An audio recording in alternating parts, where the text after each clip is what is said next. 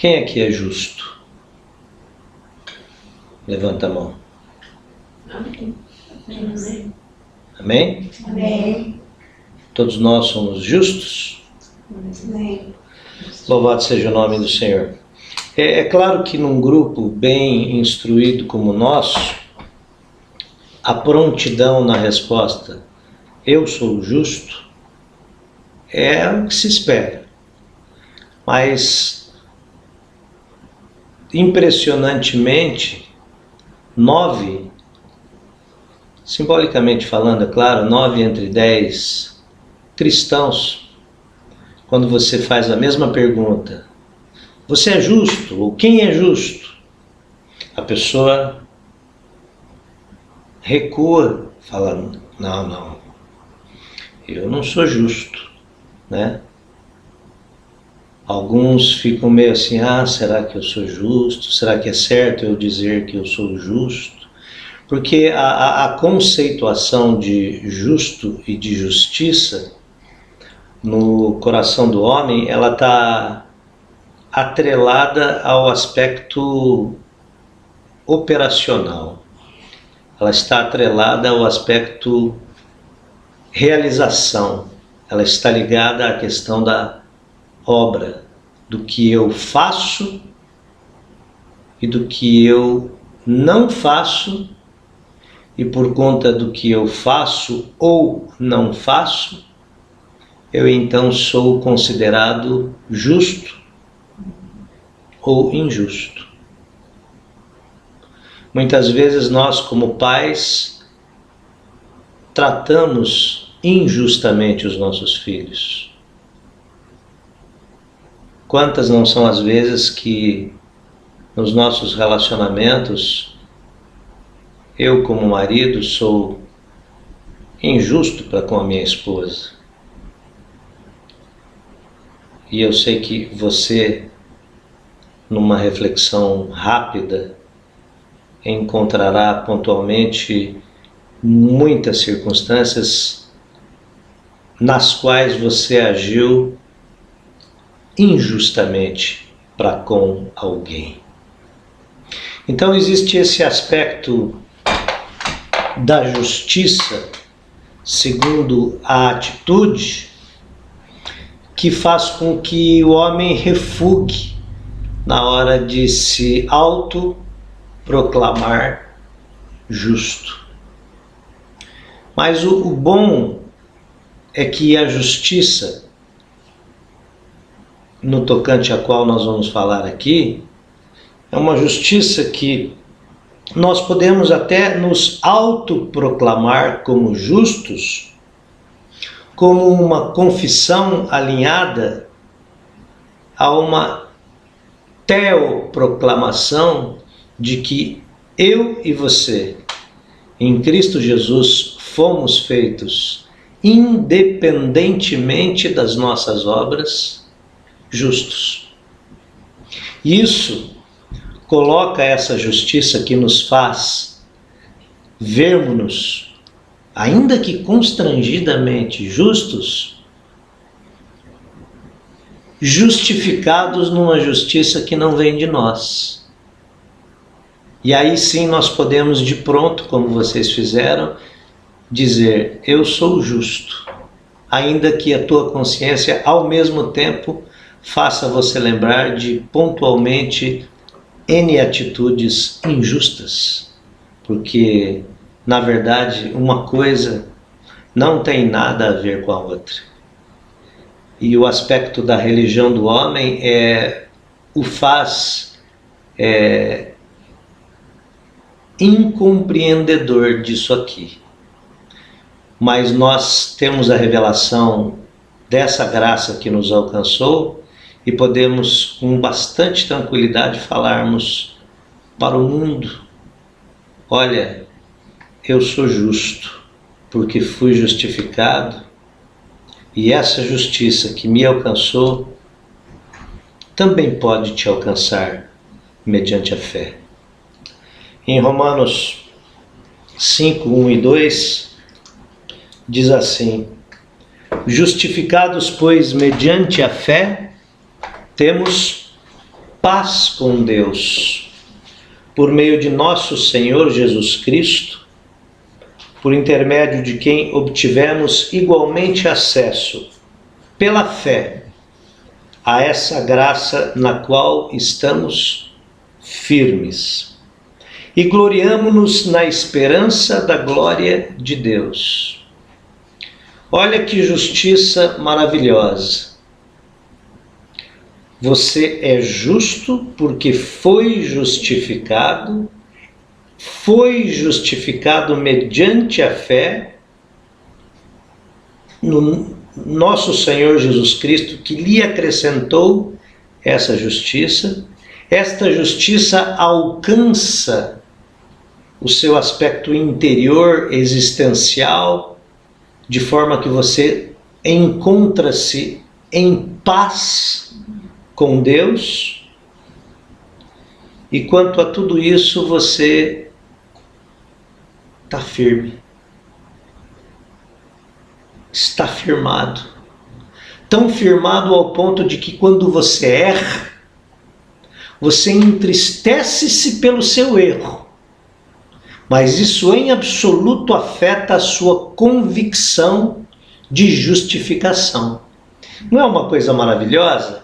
Porque a religião, ela é uma coisa muito incompleta nesse aspecto, né? Os arminianos que falam sobre a perda de salvação, eles ficam muito preocupados, porque eles dizem assim, não, nós cremos que a salvação é pela graça, não é pelas obras, mas ao mesmo tempo eles dizem assim, bem, mas se de repente eu pecar, eu cometer algum erro, e naquele momento, são coisas um pouco loucas que eles dizem, mas vamos aqui dizer para que fique registrado, se naquele momento eu morrer, tiver um infarto ou me acidentar em pecado, eu vou para o inferno.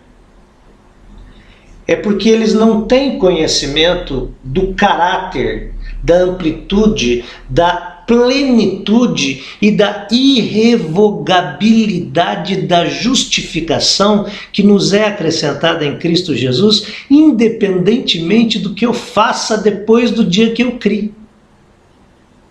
Eu criei, isso me foi acrescentado, porque a justificação não é uma situação apenas. A justificação é uma pessoa que vive em mim. Então, quando eu erro, quando eu peco, o Espírito Santo faz com que eu me entristeça. Mas isso não subtrai uma vírgula sequer da justiça que me foi acrescentada pela graça. E seja no meio de um ato pecaminoso ou de um momento de adoração, se o Senhor me recolhe naquele momento, eu estou com Ele. Porque já na verdade eu estou nele. Pois morrestes e a vossa vida está oculta com Cristo em Deus. Estou crucificado com Cristo e vivo não mais eu, mas Cristo vive em mim. E a vida que agora vivo na carne, vivo a da fé do Filho de Deus, o qual me amou e a si mesmo se entregou por mim. E o religioso, ele não consegue compreender esse aspecto irremovível da graça que nos foi acrescentada em Cristo Jesus, e ele vive no medo do faço o bem ou faço o mal, e olha lá se eu for pego fazendo mal na hora errada, no finalzinho da curva da minha vida, então eu perco tudo aquilo que eu recebi. Quer dizer, é uma graça confessada por uma mecânica que te ensina pela tradição a confessar o que está na Bíblia, mas na verdade ele nem sabe o que significa a essência da graça. Porque se ela pode ser perdida, ela já não é mais graça, mas é obras. Então ele acredita, entre aspas, pela graça sois salvos mediante a fé, mas ele a nega pelas suas próprias obras, as quais ele diz explicitamente, sem dizer propriamente, que elas podem sustentá-lo, porque se ele cometer atos ilícitos que faça de alguma maneira com que ele perca a salvação que é pela graça e essa justificação maravilhosa, então já não é pela graça, mas é pelas obras. Mas nós estamos tranquilos de que não é o que a palavra de Deus em nenhum lugar nos diz. E eu quero enfatizar aqui 5 aspectos da justiça que nos é acrescentada em Cristo Jesus. Quem está justificado é, primeiro, um injusto convicto. Como assim? Nós acabamos de dizer que somos justos? Já vamos ver. Segunda coisa, segunda característica de quem está justificado em Cristo Jesus. Nós temos a consciência de que somos graciosamente justificados. Terceiro aspecto dessa justiça, nós somos destruidores da nossa justiça própria. Ato contínuo, estamos sempre trabalhando por destruí-la. Além disso, temos a convicção de que somos missionários da justiça de Deus. E por fim, somos também pacificados e pacificadores. Então vamos ver o primeiro aspecto prático que opera nos nossos corações em relação a essa justiça de Deus. Eu que me declaro justo, também sou um injusto convicto. Porque Romanos 7,18 diz assim: porque eu sei que em mim, isto é, na minha carne, não habita bem nenhum. Pois o querer o bem está em mim, não, porém, o efetuá-lo. Então, a injustiça que opera nos nossos membros é uma consciência que todo aquele que é nascido de novo tem. Você sabe que é justificado pela graça, mas ao mesmo tempo você sabe que se você não vigiar e orar, você vai pisar na bola. E pisa. Só sempre. Isaías 64:6, falando dessa essência pecaminosa que está na nossa carne, nós sabemos que nós morremos com Cristo no nosso espírito. Por isso que Jesus disse em Marcos 14:38, o espírito na verdade está pronto, mas a carne é fraca. Então Isaías 64 diz assim: mas todos nós somos como o imundo, e todas as nossas justiças como trapos de imundícia.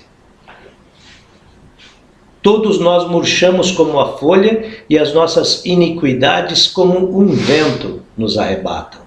Aí as pessoas falam: não, mas isso é quanto ao velho homem. Não, isso é quanto ao novo homem. Diz assim: e todas as nossas justiças são trapos de imundícia. Eram quando éramos velha criatura e ainda são. Por isso que outro dia eu estava aqui falando sobre um determinado assunto, não vem ao caso aqui citar, aí eu falei de uma coisa em relação à caminhada e algumas pessoas pularam para se autodefender. Isso é justiça própria. É a pessoa louca para dizer a respeito daquilo que é, daquilo que faz e daquilo que alcançou. Quando você está descansado na justiça de Deus, você não esquenta muito a cabeça com que as pessoas falem ou deixem de falar a seu respeito. Então a primeira característica de uma pessoa descansada na justiça que lhe é acrescentada em Cristo Jesus é que ele é, ao mesmo tempo que convicto da justificação, e por isso em paz com Deus, ele é convicto de que na carne não habita bem nenhum, na sua própria carne. E que lá e de lá vem uma coisa terrível chamada justiça própria, que é a evocação de direitos, qualidades e até a busca de vantagens que são sempre voltadas para o próprio ego, que não morreu na cruz com Cristo. E a essência da questão da justificação é que nós somos, nessa segunda característica que vamos citar aqui, graciosamente justificados. Isso não sai da consciência de nenhum servo de Deus.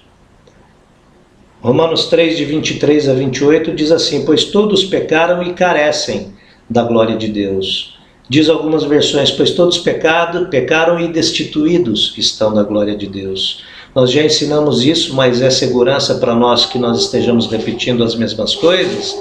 Essa palavra destituído ou que carece da glória de Deus significa que todos pecaram e estão desqualificados em relação à glória de Deus. Nós não temos condição de, pelo nosso próprio esforço, pela nossa própria condição pessoal de auto-melhoramento, alcançar a glória de Deus. Por mais que façamos, estudemos, trabalhemos, lutemos, não é uma questão que se consegue por melhora ética ou intelectual, mas é algo que te muda do império das trevas e te transporta para o reino do Filho do seu amor, num ato instantâneo operado pela graça, quando cremos naquilo que Ele preparou e propiciou para nós de maneira plena e completa. Por isso diz: pois todos pecaram e carecem da glória de Deus, sendo justificados gratuitamente por sua graça, mediante a redenção que há em Cristo Jesus, a quem Deus propôs no seu sangue como propiciação, mediante a fé, para manifestar a sua justiça, por ter Deus, na sua tolerância, deixados impunes os pecados anteriormente cometidos, tendo em vista a manifestação da sua justiça no tempo presente, para Ele mesmo,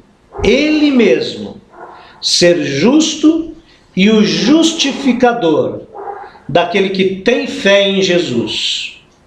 Onde, pois, a jactância? Foi de todo excluída. Por que lei? Das obras? Não. Pelo contrário, pela lei da fé. Concluímos, pois, que o homem é justificado pela fé, independentemente das obras da lei. Amém, irmãos? Amém. Romanos 3, de 23 a 28. E Romanos 5, 18 completa esse raciocínio, pois declara: pois assim como por uma só ofensa veio o juízo sobre todos os homens para a condenação, aqui ele está falando do pecado original de Adão, que passa a todos os homens, e por isto nos faz destituídos, porque recebemos a semente do pecado, destituídos da glória de Deus. Assim também por um só ato de justiça, o ato que aqui relevado é do qual de Cristo, na cruz, morrendo e fazendo-nos morrer com Ele, ressuscitando e fazendo-nos ressuscitar com Ele. Por um só ato de justiça veio a graça sobre todos os homens para a justificação que dá a vida. Terceira característica daquele que está em paz com Deus pela justificação que lhe alcançou: somos destruidores da nossa própria justiça. E nessa matéria a gente sabe que a gente tem que vigiar só sempre. O apóstolo Paulo, lá em 1 Coríntios 9, de 24 a 27, ele diz assim: não sabeis vós que os que correm no estádio, todos na verdade correm, mas um só leva o prêmio? Correi de tal maneira que o alcanceis. Todo atleta em tudo se domina, aqueles para alcançar uma coroa corruptível, nós, porém, a incorruptível. Assim corro, também eu, não sem meta, assim luto, não como desferindo golpes no ar, mas esmurro o meu corpo e o reduzo à escravidão, para que, tendo pregado a outros, não venha eu mesmo a ser desqualificado. Então essa é a mortificação da carne que todo mundo que está em Cristo sabe que tem que fazer. Filipenses 3, de 7 a 9 diz assim: mas o que para mim era lucro, isso considerei perda por causa de Cristo. Sim, deveras considero tudo como perda, por causa da sublimidade do conhecimento de Cristo Jesus, meu Senhor, por amor do qual perdi todas as coisas e as considero como refúgio para ganhar a Cristo e ser achado nele não tendo justiça própria, que procede da lei, senão a que é mediante a fé em Cristo, a justiça que procede de Deus, baseado na fé. Filipenses 3, 7 a 9. Um texto que sempre me acompanhou ao longo da minha caminhada, Lucas 17, 10, diz assim: assim também vós, depois de haver desfeito tudo quanto vos foi ordenado, dizei: somos servos inúteis, porque fizemos apenas o que deveríamos fazer. Jesus falou isso para os discípulos dele num momento que ele estava falando sobre o perdão repetido tantas vezes quantas fossem necessárias que fosse repetido o perdão para as pessoas à nossa volta. E aí os discípulos como que quiseram dizer assim para Jesus: mas Senhor, esse negócio aí é meio impossível. Aí Jesus falou: olha, façam, e ainda depois terminem de fazer e digam: somos servos inúteis, fizemos apenas o que deveríamos fazer. E essa disposição constante de nós destruirmos a nossa justiça própria é uma característica do novo nascido mesmo. Você está vendo constantemente a tua carne querendo se manifestar e se levantar e dizer: não, eu tenho direito, não, eu quero. Às vezes até quando você... Essa semana aconteceu isso comigo. Eu queria tomar um café e eu comentei com a André que eu queria tomar um café e ela não quis fazer. E aí eu fiquei chateado, porque ela não quis fazer o café, mas depois eu me achei ridículo por ter ficado chateado. Por que eu fiquei chateado? Porque eu me achei no direito de receber o café dela. Aí eu baixei minha cabecinha, me botei no meu devido lugar, fui lá e fiz um café gostoso. E bebi com alegria, já arrependido de ter me incomodado com aquilo. É um exemplo simples, mas a gente está toda hora se defendendo, toda hora as pessoas falam alto, a gente quer falar um tom a mais. Toda hora as pessoas dizem que nós fizemos coisas que a gente tem certeza que a gente não fez e a gente se levanta para dizer que não fez, e isso está errado, porque o nosso defensor é o Senhor, não é? Então é muito melhor você receber o aviltamento do que não fez do que se levantar para se defender e se fazer patético diante de Deus e diante dos homens. Então é uma característica da nova criatura não ficar mais se defendendo nem pleiteando os seus próprios direitos. Uma outra característica dessa justiça maravilhosa que nos é acrescentada em Cristo Jesus é que nós somos missionários da justiça que nos alcançou. Você pode querer dar um monte de coisa boa, pais querem dar boas coisas para os seus filhos, mas não há nada melhor que você possa acrescentar para alguém do que a mensagem da graça e o conhecimento da pessoa de Jesus Cristo que nos faz uma nova criatura. Então, se eu fui alcançado, aqui diz em 2 Coríntios 5, de 14 a 21, pois o amor de Cristo nos constrange, julgando nós isto: um morreu por todos, logo todos morreram. E ele morreu por todos para que os que vivem não vivam mais para si mesmos, mas para aquele que por eles morreu e ressuscitou. Assim que nós daqui por diante a ninguém conhecemos segundo a carne. E se antes conhecemos Cristo segundo a carne, já agora não o conhecemos desse modo. E eu quero dizer que para você seja um missionário do Senhor, você precisa deixar de olhar as pessoas com os olhos da carne e começar a olhá-las com os olhos de Cristo. Porque a palavra do Senhor diz que eu e você temos a mente de Cristo. Se você tem a mente de Cristo, você também tem o olho de Cristo. Você pode olhar através dos olhos de Cristo as pessoas à sua volta e vê-las como um alvo de missão.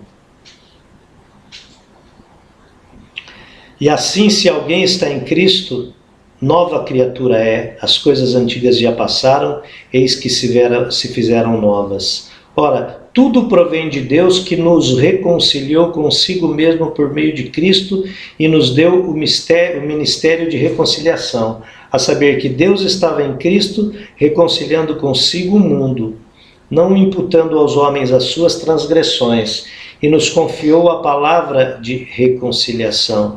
E eu quero que você se lembre muito bem de uma coisa quando você se indispuser com as pessoas que estão resistindo ao Evangelho, quando você ficar irritado com as contestações delas, que você também foi alcançado por revelação. Não teve um dia em que você ficou super inteligente e compreendeu a graça de Deus. Esse dia não existiu na tua caminhada. Nunca aconteceu. Um dia, Deus te convenceu do pecado, da justiça e do juízo por revelação. Então, quando você estiver indisposto, entediado, irritado, irado, querendo enfiar Jesus goela abaixo de alguém, ou desistido de alguém, pense duas vezes e lembre-se de onde você veio e quem te tirou do império das trevas e como que ele te tirou. Ele te convenceu instantaneamente, sem mérito algum. E o método para com aquela pessoa que você está cansado de falar de Jesus, ou cansado de ouvir as baboseiras que ela fala, é o mesmo. E eu acho importante que nós pensemos sobre isso. De sorte que somos embaixadores em nome de Cristo, como se Deus exortasse por nosso intermédio. Em nome de Cristo, pois, rogamos que vos reconcilieis com Deus. Aquele que não conheceu o pecado, ele o fez pecado por nós, para que nele fôssemos feito justiça de Deus. E a quinta e última característica do justificado pela graça, mediante a fé, e que está em paz com Deus, é que por ele estar em paz, ele é um homem, uma mulher, um servo e uma serva pacificado e pacificador. Tiago 4:1-2 diz assim: de onde procedem guerras e contendas que há entre vós? De onde, senão dos prazeres que militam na vossa carne? Cobiçais e nada tendes, matais e invejais e nada podeis obter. Viveis a lutar e a fazer guerras. Então, é estes desejos que existem na nossa carne que causam todas as guerras nos relacionamentos interpessoais, as guerras sociais, as guerras políticas, as guerras entre nações. Todas as guerras existem por conta da revolução interior que existe no coração do homem. Mas ele nos deu um coração novo, um espírito novo capaz de dominar essas emoções e nos fazer tutores da nossa caminhada. Só a nova criatura pode ser em Cristo um tutor da sua nova caminhada, porque na velha caminhada você não consegue. Tiago 3:17-18, na velha caminhada você é escravo, na nova caminhada você pode em Cristo ser senhor dela. Tiago 3:17-18 diz assim: a sabedoria do alto é pura, pacífica, indulgente, ou seja, perdoadora, tratável, quer dizer, ela é passível de relacionamentos, plena de misericórdia, de bons frutos, imparcial, sem fingimento. Ora, é em paz que se semeia o fruto da justiça para os que promovem a paz. A pacificidade da sabedoria do alto procede do fato de que quando estamos em paz com Deus, temos o poder de dominar os nossos sentimentos. Colossenses 3:5 diz lá: fazei, pois, morrer a vossa natureza terrena. O homem natural não pode fazer morrer a sua natureza terrena, porque ele é todo uma natureza terrena. O homem espiritual tem a vida de Cristo. A militância que existe entre carne e espírito é só no homem espiritual. No homem natural não existe militância entre carne e espírito. É carne e só carne. No homem espiritual é carne e espírito. E o espírito que está pronto tem o poder de mortificar a carne que não foi regenerada em Cristo Jesus. E são os nossos sentimentos que geram guerra dentro de nós e à nossa volta, como nós falamos. E como os sentimentos estão na carne, nós podemos fazer morrer estes sentimentos da nossa natureza terrena pela nossa nova natureza em Cristo Jesus. Claro que isso não vai eximir nenhum de nós termos combates por conta de perseguição, que é a espada em nossas vidas que a gente tem falado. Mas nos dá condição de paz emocional, a qual eu e você sabemos que ela é tão desejável. Eu não tinha condições de estar ministrando a palavra hoje, porque eu estava muito mal emocionalmente. Eu não estou aqui simbolizando, estou falando um fato. Eu estava muito mal emocionalmente e não estive, ou melhor, não estava em condições de estar ministrando a palavra para vocês hoje aqui.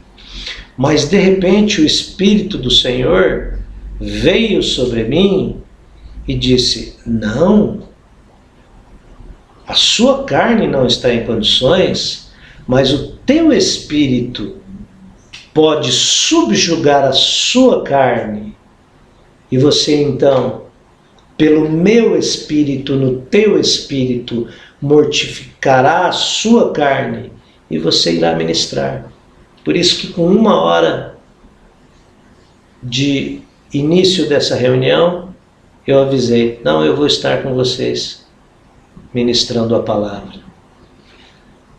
Porque às vezes você pode até não estar em paz com ninguém. Você às vezes pode até não estar em paz com as suas próprias reflexões.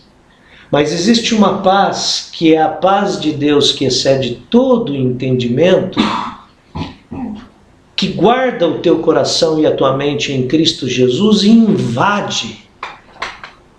E ela é muito bem-vinda nessa invasão, invade o teu emocional e te toma, e te renova, e te levanta, e te faz andar como todo justo realmente sempre deve andar.